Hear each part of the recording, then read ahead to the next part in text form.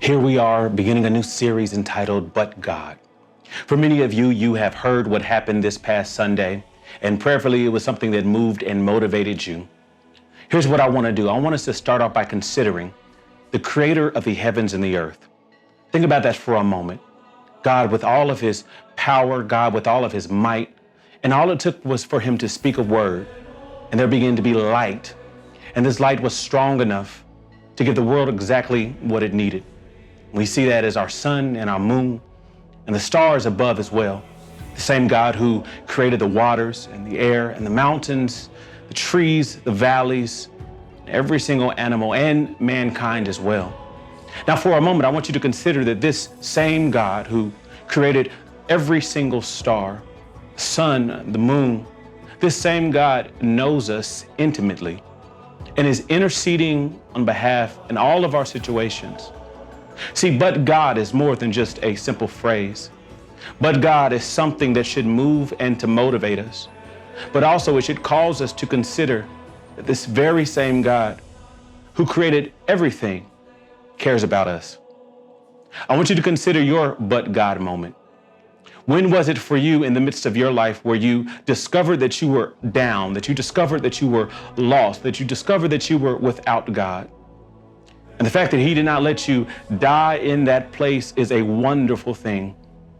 See, I want you to think about this but God moment as something that should catalyze you to do more with your life. Why does it matter? It matters because this same creator, the same one who loved you, the same one who sent his son to die for you, wants a relationship with you. So as you begin to look back over your life and as we begin to go through this series, I want you to begin to think about the but God moments in your life where things were headed in one direction, but God changed them. How very important is that for us? There is no greater experience than a but God experience. Sometimes it takes going through difficult things to experience the but God.